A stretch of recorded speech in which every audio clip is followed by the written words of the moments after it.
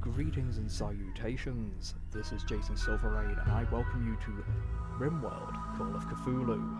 Now apologies, I'm going to have to be a little quiet here, my housemates have just gone to sleep, so I'm just going to do a quick introduction for now and set things up, and we'll get to this in the next episode really. First of all, I'm going to be doing something a little different. I'm going to aim for Bast, the Egyptian cat god, as opposed to like Dagon or Cthulhu themselves, simply because I've seen a lot of people who've played this and they always go Cthulhu or Dagon or one of the traditional Lovecraftian elder gods, so it'd be nice to do something a little different. A few mods I want to quickly go over which might affect things is the advanced biomes, which I'm going to maybe avoid because things like the poison forests and marshes and all that are really cool, but absolute nightmare. I'm going to outright say it now, I am not good enough to really start a colony in those and get anywhere. I've got practically every vanilla expanded mod, so if you're familiar with them, you probably will recognise a lot of stuff that pops up. However, if you're not, it's just so much to go through that I can't really do it right now because it'll be like a 30-minute long video, just that alone, minimum. But there's going to be a lot of just stuff that isn't in the core game, but these guys are possibly the best modders for Rimworld, and I really advise checking out their Steam Workshop group. Now, fun and giggles, we're going to have tabletop games, so our guys might be playing D&D. There's going to be a couple of new little creatures in, like the fox squirrel. I'll be bringing that along because I didn't want to bring a typical husky or hauling dog. Well, everyone does it, and it's nice to have a little variation. I just thought it was cute, and it's not very powerful. It's just good for hauling, and that's about it. But it's quite nice for nuzzling. It's got that over a lot of the dogs, but it really can't do combat. Now, there's going to be a lot of extra factions and races popping up. We're going to have the Rabbies, one of the more well-known packs, which are just essentially warlike rabbits going from planet to planet. We're searching for drugs, basically, because the spice must flow. If you get one of those in a group, you've got to keep feeding them a particular drug, otherwise they will go crazy and just absolutely loony. I mean, insanity is fun and games after all. It's Call of Cthulhu, but oh, sorry, I did a little more there. Now, next one across, who are going to play a bigger role, are the Ratkin. These are one of the probably more stable extra faction mods. I really just love this race. They look adorable, they're kind of medieval, they've got a load of backgrounds, a load of unique apparel, and their own little tech tree, so I might even get some ballistas and things like that if I don't want to go futuristic tech. I'm definitely playing one of these in a medieval playthrough at some point. We have extra cat people, because at the time I didn't know if these guys were working, which is the probably superior cat race. I mean, they both have, these are kind of like, in their background, how to word it, genetically modified, cloned people. Nearly all of their backgrounds are essentially vat grown, which is kind of interesting as opposed to an actual cat people alien race. We're going to have spider people, we're going to have fox people. Do not be fooled by the picture. These things are terrifying. I have lost at least 3 colonies to 6 of these turning up in a raid and just meleeing everything to a death. They cannot be stopped unless you've got something with high impact or stun. Also, we're going to have an ogre race, which is based on like the Japanese ogres, I believe. They eat a lot and they're pretty damn strong. Yeah, there we go. Work speed is pretty fast. And I think that's all the races so far. Yeah, there's a few more. I love these. I hope I get my hands on one of these little fluff dragons. They're sort of peaceful, and you can farm them for wool, or you can kill them and sell them at a very high cost. Oh, and we're going to have a bit of 40k weaponry. I will not be taking the plasma weapon because I'm sick and tired of these guns exploding and killing my colonists. I will only be taking las guns and some of the weaker stuff anyway, because I just love the sound of them. They're not too powerful. They're equivalent of mid-tier, and and they fit in very well because they're not really more powerful than a charged rifle, and we're going in as a rich explorer.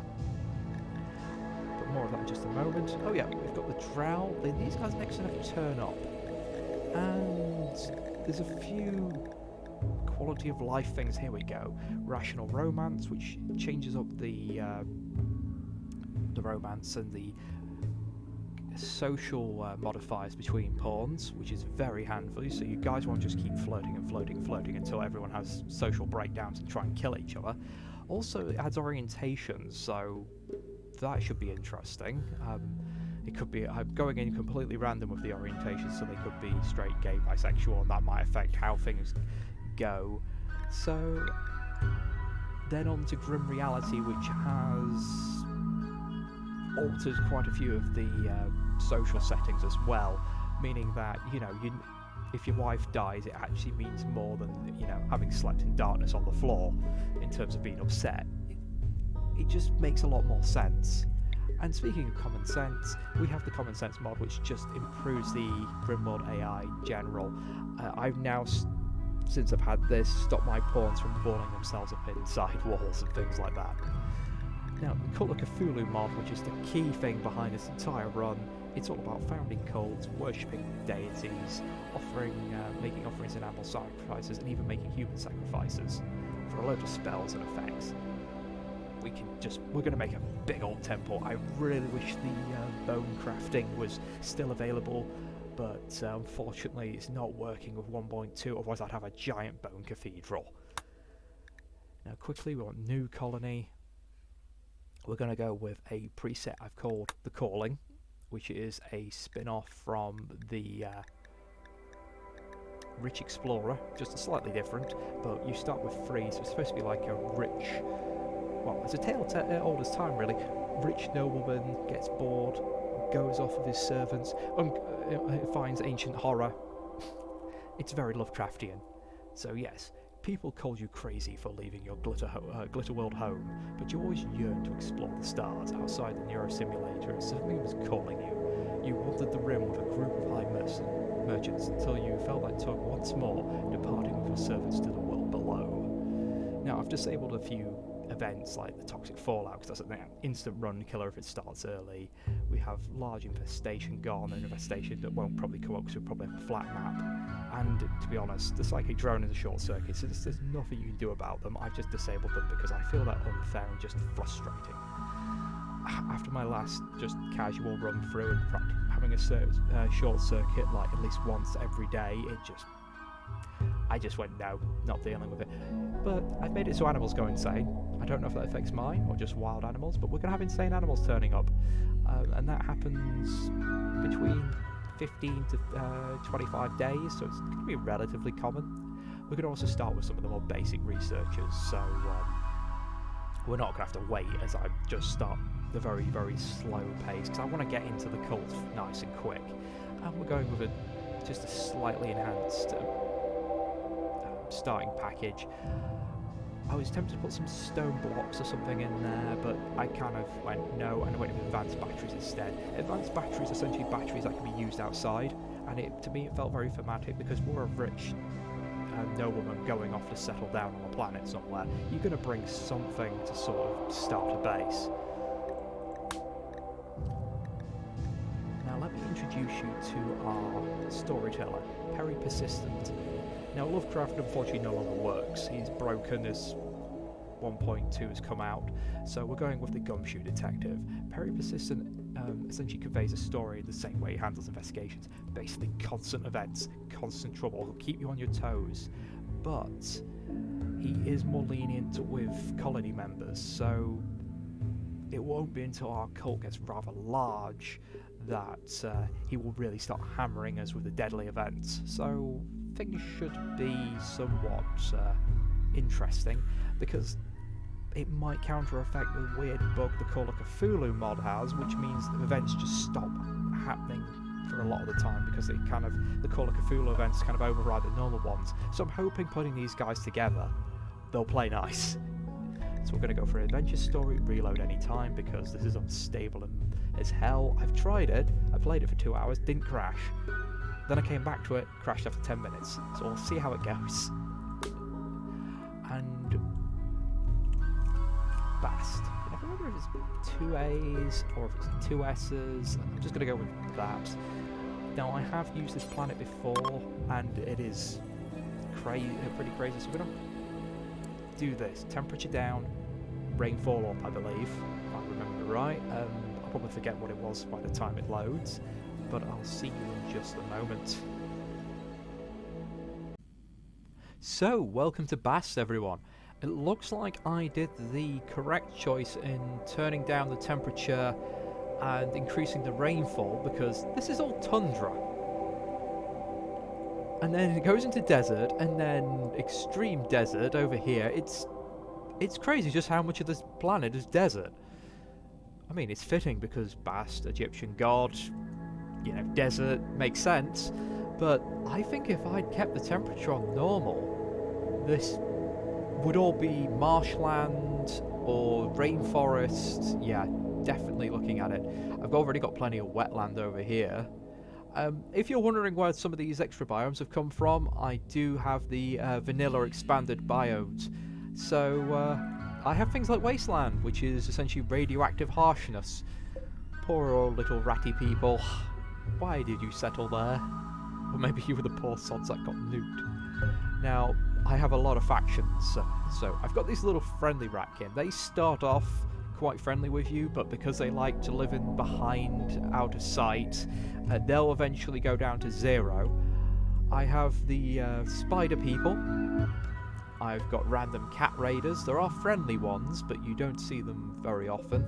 I've just installed this very day the Vikings. So you have the neutral clans and the raider clans, which is hilarious, they're right next to each other, and that poor sod's in the middle.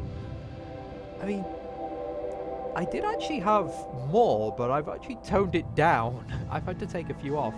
Oh, here's the little rabbits. Wait, what's that called? Love Settlement Fortress?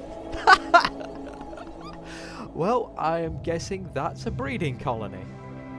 This poor sod's village on the thicket. I could go at the other end. What's the terrain like? It's got sandstone, granite, dirt path all round. It's doable. I have debug on, by the way, because if it crashes, I want to know why it crashes. That is actually rather tempting, though it would be a bit dull. Though I have discovered that you don't have to be near a faction for them to visit you. Unless you want to have caravans going back and forth, which is the nice thing, and I often do like to try and settle within the range of a friendly and a hostile village or faction. If I can, I'll like to be on a mountain, on a lake, or next to a lake, or at a crossing, because I just love these bits of terrain. I mean, that's really good. Granite, sandstone, marble. Wow, I'm loving this planet. It's got plenty of places that I'd normally set up.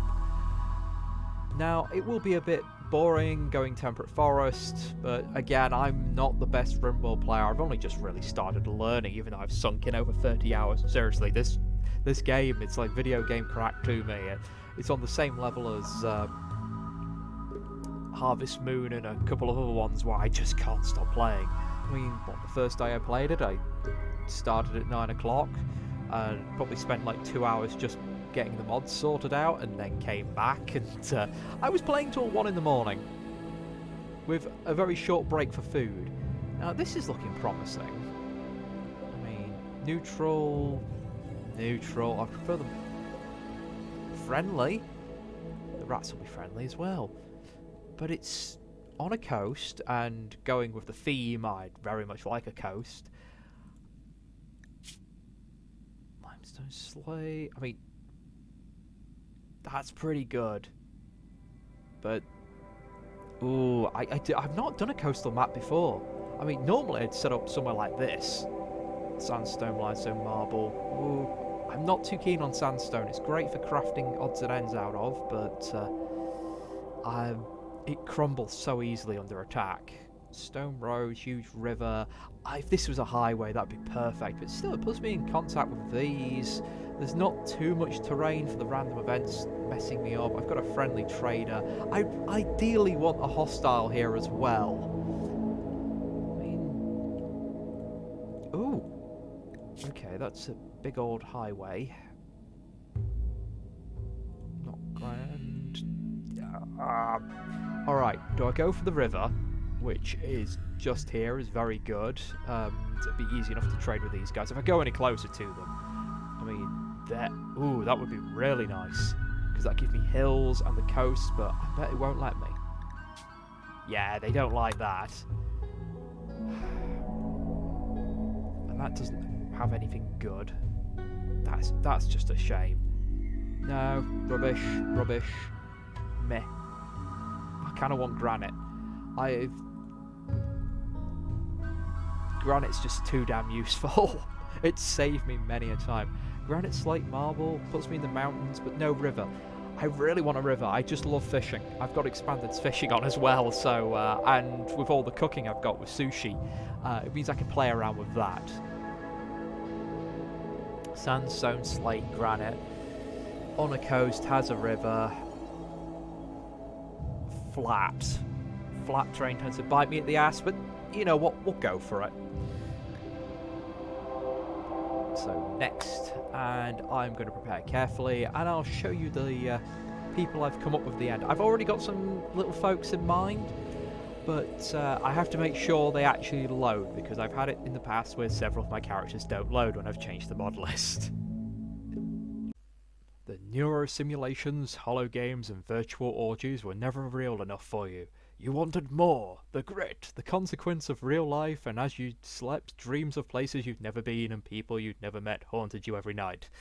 You wanted to know what real challenge and consequence feel like, and whatever called you here was offering that. Now, after a journey of decades in cryosleep, you are landing on this unknown Rimworld. Real consequences await you.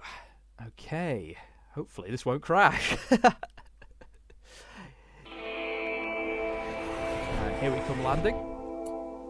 Now I should introduce the crew. I did actually record all that earlier, but unfortunately it didn't quite save. And also, let's take a look at all this. This looks nice. I mean, I would like more mountain to defend myself. Wait, is that horses? That's nice and handy. Some ruins, some more ruins. I'm not too keen on these because I've found my colonists often wander off to meditate at them, even when I say, no, don't do that. This is looking promising. Wait a minute. I'm not seeing any... Oh, there they are. There's some ruins. Any others? Yep, and another one right at the end of the area, so that's not too bad. Okay, I would like to set up near the beach, but that will lead to all kinds of problems. Roofs. Sorry, I'm trying to remember where the damn terrain allowance is. There we go. Oh. Surely not. I'm a little suspect of this. If I do order structure, I can't do anything yet because they're still landing. Okay, so I have my little crew. First of all, I will introduce them one by one as soon as I get them out of their little pods.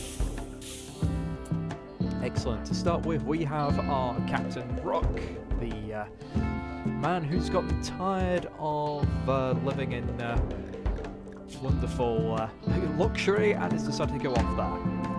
Now, I did use a preset build of one of the other races because I thought I'd try something on a big human. It seems to have given him a rifle. I did have to use the sniper to actually get him to load in, so I wonder if that's changed the... I've got a maid costume. It looks like a butler outfit. Okay, so this is pretty cool, and I've got extra silver. Okay, just bonus then, I guess. But I went for a general layout because I'm going to have a small party to start with, and also because I want to just get straight to it and not have to worry about most of the early game setup, because we want to get in and see the Call of Cthulhu cults content. I've went with a 12 in a single stat, followed by 2 10s, 3 8s, and at least 2 3s, so everyone's got some weaknesses and everything else is 5. Okay, if I go for his bio, here we go. First of all, he was a designer baby, which which makes sense considering his background. And then once he left the world, he travelled on a warship, being able to buy a post and trying to find a bit of excitement out there as he was travelling with the traders. I've also got a relationship mod on, as I'll go through the mod list in the comments below, so you can just see exactly just how much ridiculous stuff I've got installed. But it looks like I chose 2 positives and I went for a negative in their traits. And this was randomly generated, so he's apparently straight and doesn't mind having multiple relationships. That could get interesting. So I went for Iron-Willed because Call of Cthulhu. I don't want to go insane straight away, and because I can't install several of the mods that allow me to regain my sanity, I'm gonna need that higher mental break threshold. This mysterious energy, I've got no clue where this came from.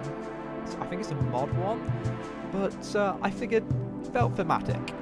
And neurotic, which is one of my more favourite middling negative ones. It gives me some work speed, which is nice, but the mental break threshold and also kind of takes away from the Iron Will. So they don't quite even themselves out, but it's not too bad and makes it a little less broken.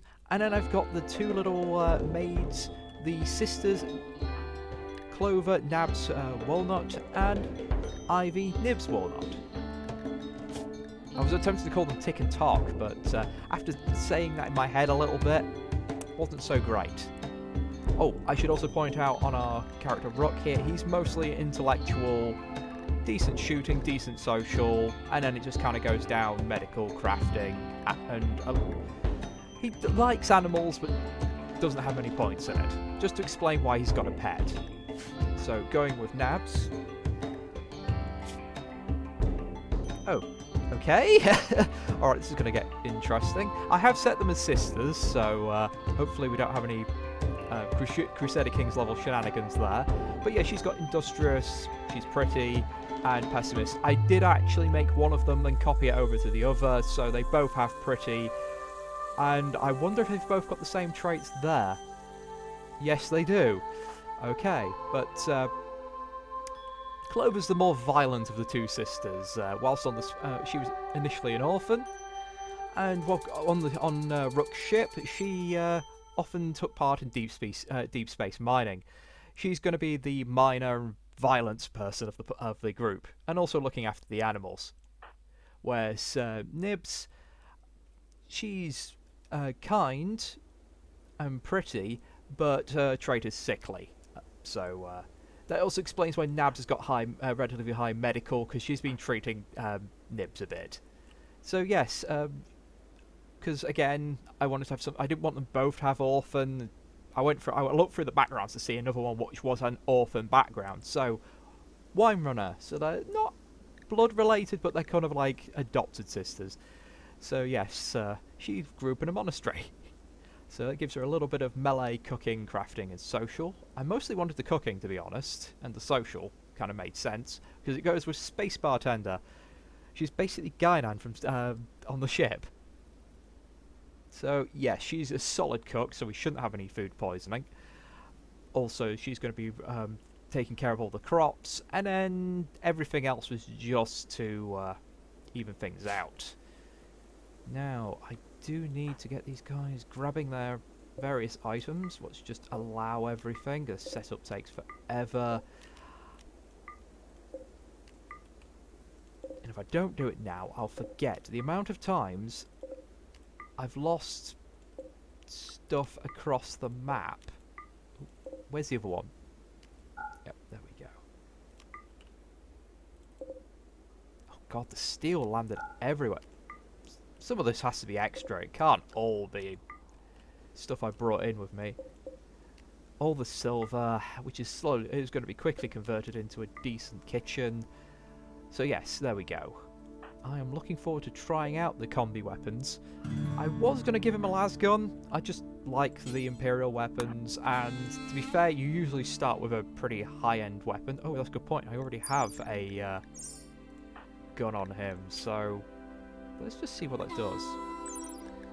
So 14 damage, good range, good accuracy, good armor penetration. Jeez, that's not bad. That's pretty good. So, what's the bolter do? I've seen these literally tear people apart. Just better. Okay. Now, Nibs, you're going to get a las pistol. Wait, you came with a gun as well? What?